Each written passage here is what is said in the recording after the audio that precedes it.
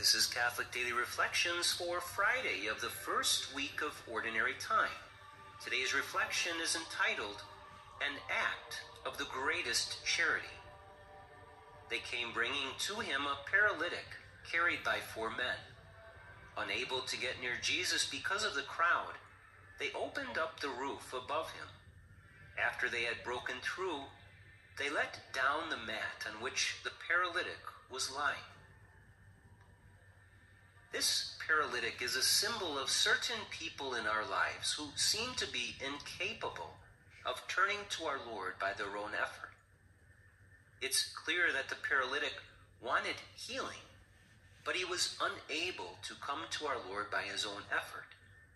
Therefore, the friends of this paralytic carried him to Jesus, opened the roof, since there was such a large crowd, and lowered the man down before Jesus. The paralysis of this man is a symbol of a certain type of sin. It's a sin that someone desires forgiveness for, but is incapable of turning to our Lord by their own effort. For example, a serious addiction is something that can so dominate a person's life that they cannot overcome this addiction by their own effort. They need the help of others to even be able to turn to our Lord for his help. We each must see ourselves as the friends of this paralytic. Too often when we see someone who is trapped in a life of sin, we simply judge them and turn away from them. But one of the greatest acts of charity we can offer another is to help provide them with the means they need to overcome their sin. This can be done by our counsel, our unwavering compassion, a listening ear, and by any act of fidelity to that person during their time of need and despair. How do you treat people who are caught in the cycle of manifest sin? Do you roll your eyes at them and turn away? Or do you firmly determine to be there for them, to give them hope and to assist them when they have little or no hope in life to overcome their sin? One of the greatest gifts you can give to another is the gift of hope by being there for them to help them turn fully to our Lord. Reflect today upon a person you know who seems to be not only caught in the cycle of sin, but has also lost hope to overcome that sin. Prayerfully surrender yourself over to our Lord and commit yourself to the charitable act of doing anything and everything you can so as to help them fully turn to our divine Lord. Let us pray. My precious Jesus, fill my heart with charity toward those who need you the most, but seem incapable of overcoming the sin in their lives that keep them from you. May my unwavering commitment to them be an act of charity that gives them the hope they need to surrender their life to you. Use me, dear Lord. My life is in your hands. Jesus, I trust in you. In the name of the Father, the Son, and of the Holy Spirit. Amen. Okay. So good morning, no? This is again, we are in our coffee time with God. So, yan po ang magandang ginagawa sa paggising sa umaga. Kape-kape agad. Pero with God. Yan, diba? So, napakaganda po, no? You just heard yung reflection from My Catholic Life. Mag-subscribe po kayo doon, no? Maganda po yan so that we can participate here every morning. Pagka nabasa nyo na po yung My Catholic Life Reflection, madali ang type nyo lang yan sa Google nyo, lalabas po yan. Okay? So, we can start the day with God's Word. Okay. Diba? So, anyway, ako ang parang nagustuhan ko ron sa reflection, ano? Yung paralytic. So, it is a sabi niya, it is a symbol of certain people who are incapable of turning themselves to the Lord by their own effort. Yun. Ikalawa, yung paralysis, also a symbol of a certain type of sin. So yan, halimbawa, yung mga addiction na kailangan nila ang tulong sa iba. And then, yung ikatlo na point na nakita ko, these people need help. Halimbawa, counseling, pakinggan lang siya, di ba? Or, accompany them. Ibig sabihin, once in a while, you are available for them na nagtatanong kung ano ba nangyayari sa kanya. Because we can mirror to them yung kanilang ginagawa. Minsan kasi pagka yung parang addiction na, hindi nila alam na meron silang ganong mga kasalanan. So, we can accompany them, discern, and then tulungan natin sila makabalik kay Lord. And the greatest gift dun sa ating ginagawa na ganon is hope. Hope. Nagkakaroon sila ng hope so that they will become willing to open themselves to the grace of God. Yan. Okay. Yes. Alam mo, nakakatuwa kasi para po doon sa hindi nakakalam, no, yung hindi po kami talaga kakilala o hindi alam yung ginagawa namin, meron po kasi kami tinatawag na accompaniment program, and we call that Parish Accompaniment Program, no? Parish Pastoral Accompaniment Program. And galing po yan kay Pope Francis. Si Pope Francis po talagang sok na sok po talaga siya kasi si Pope Francis tinatanggal po niya yung being judgmental. No? Kasi pagka nagja-judge ka kaagad, lalong-lalo na dito sa reflection natin ngayon, hindi mo magagawa yan. Sabi dito, the greatest, ano sabi niya? The greatest gift. The greatest gift of, yung one. The greatest act. The greatest act of, ano yung title natin? The greatest act of, ay, ewan ko. Kalimutan. Naku, pasensya na. Senior ba tayo? Parang feeling ko hindi pa tayo senior na. An act of the greatest charity. An act of the greatest kalimot. Baka kalimot. So, an greatest charity. And you cannot do that if you judge right away. So, kaya nga kasama yun po dun sa accompaniment program na you cannot accompany anyone kung outright na nagja-judge ka kaagad sa kanya. Kaya nga, lalo na kung sinasabi dito sa atin sinner. O, diba? Parang, yung nga sumama dyan, mahawa pa ako dyan. Parang yung kahapon natin, yung leprosy, ano, diba? So, ngayon, how do you do that? No, how do you accompany that person? Tingnan niyo lang po dun sa reflection natin, kinarga siya. Hindi niyo ba alam kung gaano kabigat ang paralitiko? Kasi ang paralitiko, iba po yan sa yung hindi paralyzed, kasi may magaang, yung wala ka talagang, mabigat po yan. No? Parang yan yung patay, pag binuhat mo ang bigat, kasi wala talagang all the way yung weight niya. Inakit pa sa bubong. Hindi ba? Tapos nagbutos pa siya, binaba pa, inakit, binaba, ang bigat po noon. So, ganun po yung parang sinasabing accompaniment na gustong ipakita sa atin, Lord, ipa-aware sa atin ni Lord na when we do that to a person, we are doing the greatest, no? The greatest act of charity. Di ba sabi nga natin, kasi feeling natin pag charity, parang bigay lang ng bigay.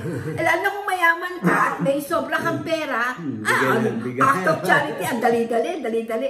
Pero this is the greatest act of charity na hindi natin alam. Akala natin ang charity is just giving, being generous, na lalo-lalo na yung, kaya ka generous kasi sobra-sobra yung pera mo. No? Actually, ang generous talaga, yung wala kang ang pera, nagbibigay ka eh. Di ba? Meron ganyan. Ito naman, ang pagiging charitable niya, walang pera, yun, pwede mong gawin yun, tulungan mo yung tao. Lalo na yung nakikita mong walang tumutulong sa kanya, kinamumuhian siya dahil makasalanan siya. Yun ang dapat natin maging aware tayo so that we can also do that. Kaya nga, dun sa ating simbahan, sa Parish na Merry Help of Christians, naglagay tayo ng venue. So that every Sunday, alam nila yung time ng 8, 9 o'clock, nandyan na yung kapihan natin. So anyone na nandun sa ganitong situation, no? Pwede silang pumunta at 9 o'clock hanggang 10 lang naman yan. Yes, that is in the Philippines po. Sa Parañaque. Sa Better Living. Yan. Yes, sa Mary Help of Christians Parish, Better Living. National Shrine po yan. So dito, wala pinipili. Anyone can come. Yes. Ano man ang situation nila. Meron tayong isa ron regular na uma-attend. Ano? Kasi ano na siya, parang widow, senior na rin. Parang, ano siya, parang yung type niya parang madalas lagi nag-iisa lang. So, pumupunta lon, pagkatapos na nandun siya, pagkatapos ng session natin, nagpapasalamat na lang. Oo, tuwan-tuwa po talaga siya. Sabi niyo, naku, gusto-gusto po yung ginagawa niyo dito. Kaya ito po gusto namin mangyari din sa lahat ng parokya natin. And we are so willing to help yung establish this, no? Hindi naman po talaga ganong kahirap, lalo na para kay Lord. Si Lord yung gumagalaw. Kailangan lang natin ng mga willing people na, like we start with Commission on the Family kasi most of the time, family po talaga yung pinag-uusapan natin. Merong isang case naman doon, yung isang inilapit sa atin, ano, parang ano, yung kakilala niya na adopted. So, inilapit sa atin yung problema. Ito, adopted, na nalaman na adopted siya. Ang feeling niya, nag-iba ng treatment sa kanya. Pero for so long a time, inalagaan siya. So, nakausap natin yung bata na yon, no? Ano siya, galit talaga siya. Pero, by means of mirroring to him, na-realize niya, nga, tagal na ako inalagaan, no? Bakit ako nagtatanim ng galit sa kanya? Yeah. But rather, sana maging grateful. Yeah. Yun ang na-realize niya. And parang biglang gumaang ang kanyang, yung mukha naging maaliwalas. Oo. Kasi, biruin mo yun, adopted ka. Kung hindi ka in-adopt, hindi ka lumaki ng ganyang kalaki ngayon dahil nasaan ka ngayon, diba? So, minsan yung expectations natin, naiiba pag lumaki ka na. Pero balikan mo, no? Kailangan kang bumalik at tignan mo kung ano ang nangyari before yung present situation mo. Yun nga yung nangangailangan sila ng tulong so that they would realize na, di ba? And then, that is the time na nag-open up na sila so that they will have that grace to transform yung kanyang galit into something to be grateful. Yes, ang kagandahan din po dito sa accompaniment program which we do sa kapihan kasi hindi ka naman makaka-accompany kung saan-saan. So meron tayong yan po yung parang pinaka-venue kasi that is where you talk to people, tapos yung mga nakilala mo, nag-uusap kayo dyan, nagbabalikan kayo kung ano na nangyari sa kanya. So makikita niyo po dito yung iba lahat po, kahit po kami lahat po yan ay galing sa brokenness. And then, na-feel yung love ni Lord through other people. Siyempre si God gagamit ng instrumento at nararamdaman po natin yan. So they continue to come back and then sila naman yung nagiging instrumento na sa iba. No? So yung dating parang lagi silang nalulungkot, iba na yung mukha nila, yung aura nila ngayon, lagi na silang masaya.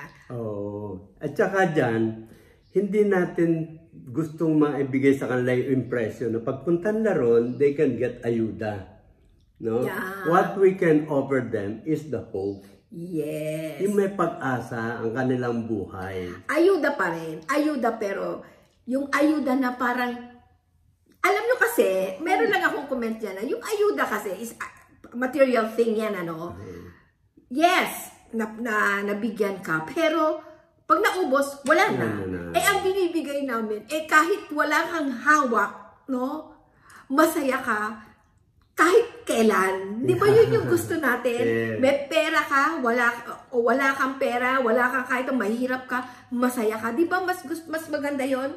Kaysa yung pag wala kang pera, sama-sama ng loob mo, huwag kayo may kailangan ka, pero Gusto mo ba yung lagi kang masaya kahit anong sitwasyon mo? Yun po yung gusto ni Lord na matutunan natin. Yes. Kaya po tayo merong laging ganito para maging awareness tayo, maging aware tayo sa ganitong pag-iisip that God is always with us no matter what. We just have to call on Him. Yeah. No? Kaya hindi siya lumalabas sa atin kasi ayaw natin siyang tawagin. No? So, ito ang pagkakataon. Lalo na dito, sa pag may nakita tayong, ngayon nga sabi sa reflection natin, na pag may nakita tayong mga makasalanan, o whatever, na lalong-lalo na yung kinaayawan ng tao, yun, doon tayo maging generous. Anong tawag to? Yung an act of charity. Doon natin ipakita yung pagiging charitable natin. By the way, hindi tayo live ngayon, no? Kaya hindi tayo maka-respond dun sa mga questions nila. Yes, so pre-recorded po ito. Live po ito sa comments. So we can comment on you live. Makikinig po kami mamaya. Nakikinig po kami ngayon through reading your comments. And then, pag may tanong po kayo, itanong lang po ninyo. Kung hindi po namin masasagot dahil medyo mahaba, sa susunod po na live namin, doon po namin sasagutin kahit na wala sa topic, pero babalikan namin yung tanong ninyo. So dapat nandun kayo para marinig ninyo. Meron pala tayong mga time, minsan pagka nagkaroon ng conflict, kapareho ngayon, meron tayong planning, di ba? Meron po kaming activities sa church, kaya hindi kami nakapag-live. Live po ito, ang tawag po dito is premiere. No, live yung comment lang, pero hindi namin mabanggit yung pangalan ninyo kasi hindi pa lumalabas sa inyo ito. Yan. Okay. So, bukas ba? Meron tayo? Bukas, ganun din. Okay, so bukas premiere pa rin tayo. Meron tayong pre-K na seminar bukas. Okay, so bukas, andito pa rin kami pero premiere pa rin po. No, you can just comment and then yung answer po doon, kung medyo mahaba at hindi po natin masasagot, sa Monday, right? Okay. Sa Monday natin sasagutin. Okay? So, thank you for listening. We know that God is touching your heart every day. So, because of that, every morning you have to coffee time with God. Yes, you have to have coffee time with God. Bye. Bye-bye.